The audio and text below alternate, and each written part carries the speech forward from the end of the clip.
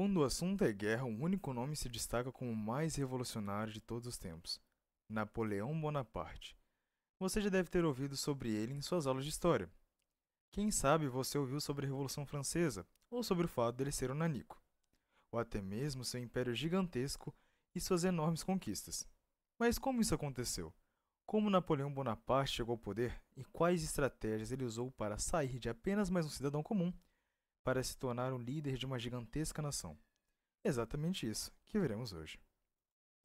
Napoleão é um dos nomes mais conhecidos da história quando o assunto é guerra.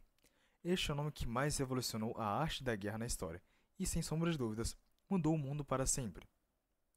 Nossa história começa em Córcega, uma pequena ilha que foi alvo de diversos confrontos territoriais. No ano de 1769, nasceu uma das figuras mais importantes da história moderna, Napoleão de Bonaparte. Este era apenas um dos 8 filhos do casal Carlos Bonaparte e Maria Ramolino. E assim, você deve ter percebido que esse nome Napoleão de Bonaparte não é muito bem um nome francês. Isso acontece justamente pelas disputas territorialistas. Se ele tivesse nascido apenas um ano antes, possivelmente Napoleão seria italiano. Enfim, desde muito novo, Napoleão teve contato com a guerra. Ele iniciou seus estudos na Academia Militar de Autun, para onde se mudou com sua família. Esta época foi de extrema importância para a formação de caráter de Napoleão. Por ter vindo de um lugar distante e desconhecido, ele era frequentemente alvo de xenofobia pelos seus colegas de classe. Assim, Napoleão começou a se tornar uma pessoa cada vez mais fechada e melancólica, desenvolvendo um grande apreço pela literatura e pela matemática. O tempo passou e com 15 anos ele foi admitido em uma prestigiada escola militar de Paris, onde treinou para se tornar oficial de artilharia. Depois de se formar, Bonaparte foi nomeado como segundo-tenente, a posição mais baixa da hierarquia militar. Durante esse período, seu pai veio a falecer e Napoleão teve que voltar para Córcega para lidar com a herança de sua família. O que ele não sabia é que nesse curto período que ele passou fora, a França basicamente mudaria para sempre os rumos da humanidade. Durante todo esse período, a França passava por uma grande crise econômica, e o rei Luís XVI estava lidando com isso da pior maneira possível. Naquela época, somente a classe mais baixa da sociedade pagava impostos, o que logo de cara já não faz o menor sentido. Mas agora, ele resolveu começar a cobrar impostos do clero e da nobreza, o que fez todo mundo ficar irritado com ele. Assim, começou na França uma grande confusão. Ninguém mais aguentava o rei fazendo o que quisesse com esse poder absoluto. Então, o povo se reuniu contra isso.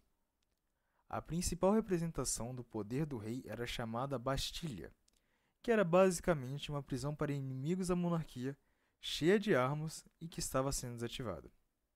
Assim, milhares de pessoas resolvem se unir para tomar Bastilha à força. E assim foi feito. Pouco tempo depois é introduzida a Declaração dos Direitos do Homem e do Cidadão, uma nova constituição que ia contra o poder absoluto do rei. Esses dois eventos representam o começo da Revolução Francesa.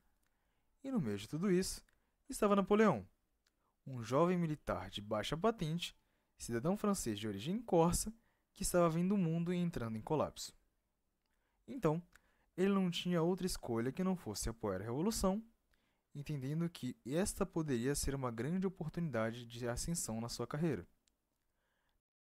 Napoleão se juntou à chamada Sociedade dos Amigos da Constituição.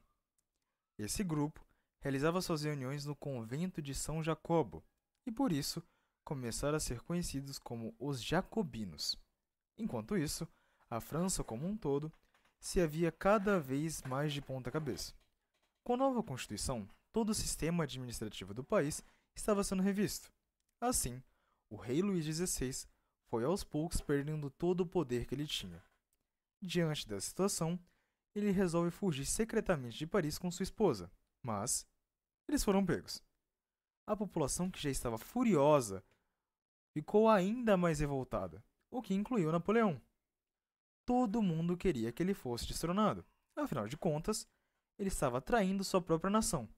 Mas isso não aconteceu. Na verdade, ele foi posto de volta no trono, o que só deixou todo mundo ainda mais revoltado. Assim, o povo finalmente se revolta, e uma multidão resolve invadir o Palácio das Tulheiras. derrotando os guardas que estavam lá e jogando tanto o rei quanto sua esposa na própria prisão do castelo. Com isso, a monarquia francesa é abolida, nascendo assim a República Francesa, e um pouco tempo depois, o rei Luís XVI é guilhotinado. Só que o problema foi que tudo isso causou um verdadeiro pânico entre as outras monarquias europeias, que ficaram com receio enorme da França influenciar o seu povo a fazer o mesmo. Assim, toda essa galera se reuniu no que ficou conhecido como a Primeira Coalizão, para atacar a França revolucionária. Vendo isso, a França também ficou com receio enorme e resolveu promover militares de baixa patente. E aí que Napoleão Bonaparte finalmente se torna capitão. E essa é a história de como Napoleão Bonaparte, cidadão francês vindo de Corsa, saiu apenas de um camponês para se tornar o capitão do exército francês na Itália. E o resto disso tudo? Ah, o resto é história.